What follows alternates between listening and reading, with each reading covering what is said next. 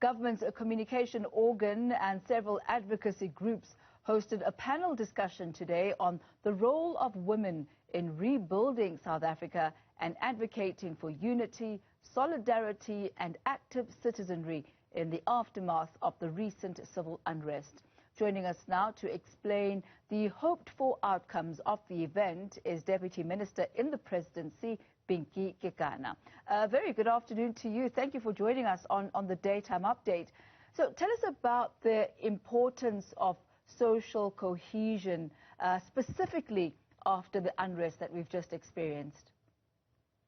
Thank you very much, Tammy, and thanks to the viewers from Newzroom.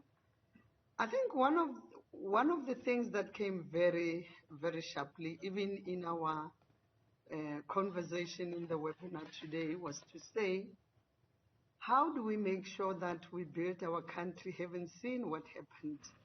And there's a strong element by us as South Africans of uniting in our diversity. We have achieved so much united, and making sure that we have the freedom that today we are cherishing. And we want to go back to those values of ensuring that we come together. And one of the biggest issues about us was when we are threatened and our democracy is also threatened. Our autonomy comes in. We come together as South Africans. And that's what we want to bring back and say, as a South African society, this whole citizenry, we have to unite, because divided we lose a lot. Deputy Minister, what government strategies are in place to foster and indeed to encourage women leadership to deal with the current challenges that the country faces? You know, one of the things that came sharply even today, especially from the CEO of Solidarity Fund, we were all saying in one voice, the policies are there, the laws have been put, whether from GBV, whether from empowerment of women, whether all these things, where is implementation?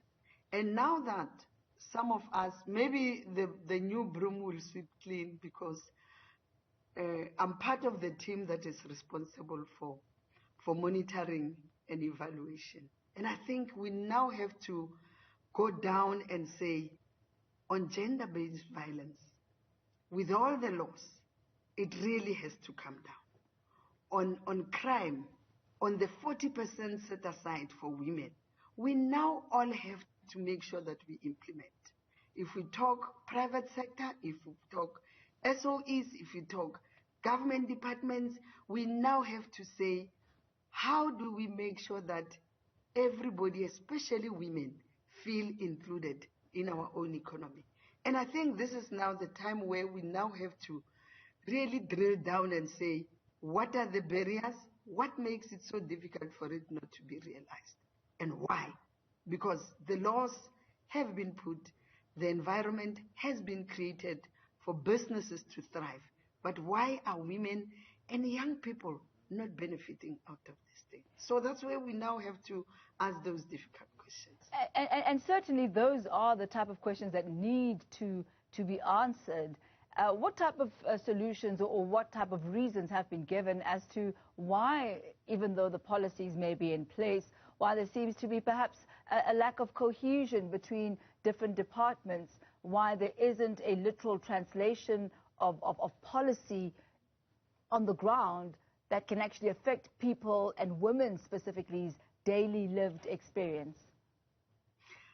You know, one of the things during our orientation with Minister Gungubele, one of the things that he was saying was that, look guys, everything has been, I mean, from the NDP. If you look at the NDP, at 2030, blueprint that we want to achieve. And every 5 years, we've got focus areas, 7 priority areas. But if you look at what we are budgeting for as departments, and what we thought we want to address, the issue of jobs, the issue of unemployment, and all these things.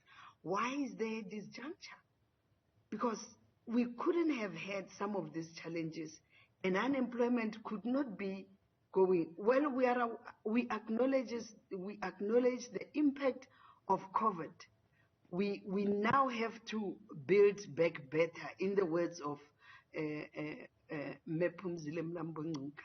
But why are we having the missing links? And that's why we now are saying, and I mean, even appropriation was saying, if we are able to appropriate 2.02 trillion rand annually for government to implement services and make our people proud, why are we not touching the lives? Why are we not feeling the impact? And these are difficult questions that we now have to bring on the table. So we want all of us, civil society, government, and the private sector, to say, where is the missing link? Why are women not feeling and being part of this economy we are talking about? Why are young people not feeling to be part of this rebuilding of the economy that we're talking about? So that even when we rebuild and making sure that there's a recovery plan, there's ownership, people feel they're part of it. And I think the call that we also have to bring to our people is to say, we have been in lockdown. We now want to unlock our own country. But we can only achieve that if we are able to reach the herd immunity that we want to achieve. So vaccination is going to be one of the things that will ease us, for us to be able to unlock our own country and then rebuild our economy. And we need conversations, because right now, the way things are, we are all in our houses. We can't reach out to each other. We can't have gatherings where we speak and sit in our stockfields and have conversations to say the moral fiber is going hayway. Other things, GBV is going this way.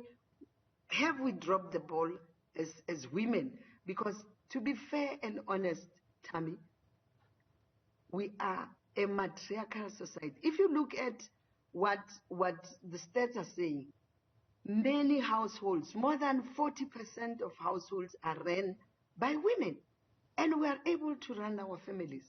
But what is it that makes us not to be able to bring the country together as women? Because we are in the majority. I must say, Deputy Minister, and we've found this in various conversations that we have throughout the year, whether it's a conversation on women in business, whether it's a conversation on the role of civil society.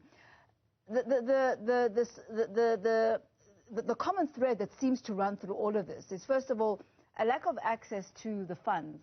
That the funds may be there, government may have allocated these funds, but women cannot access them because there's just too much red tape, and it's made far too difficult for them to even access those funds.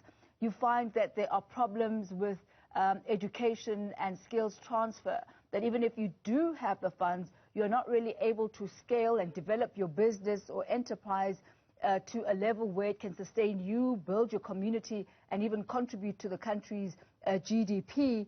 And these oftentimes are two of the main areas of contention. Are there going to be any plans, Deputy Minister, that are going to be put in place that will start actioning in these two specific areas? Look, and I agree with you, especially on the red tape and the tediousness of and the difficulty of some of the requirements that our people go through, especially small business, for them to be able to access financial assistance. And these are some of the things that are coming very sharply.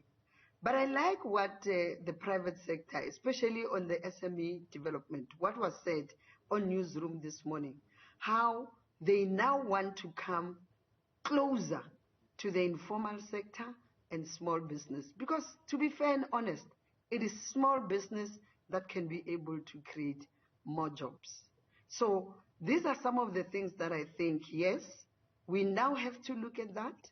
And I think we need to start to support Minister Ndabeni Abrahams on the small business program and township economy, for that matter, so that at least money start to circulate in our area. So I agree fully with you that our own people cannot be able to fill in the requirements, whether you talk NEF, whether you talk IDC and all other financial agencies. So we have to come closer to our leadership at that level to say, guys, make it as simple and as accessible as possible. But even the banks, they have to come to the party. How many women raise money and through stokvels, and they bank in the banks? And these banks, through the women's money, they're able to make profit. They now have to come to the party and say, how do we assist women-owned stokvels for financial inclusion, so that they too can be able to use that money to do other things and benefit themselves. So it shouldn't be from government alone, but civil society as well as private sector. Let's all come to the party, because our mission is to rebuild South Africa and rebuild the economy together. Deputy Minister Pinky Kekane, thank you very much for chatting to us this afternoon and outlining just some of the very critical discussions and conversations that are taking place on how to include women in the socio-economic strata and how to put women in a position where they are able contributors to social cohesion. She is a Deputy Minister in the Presidency.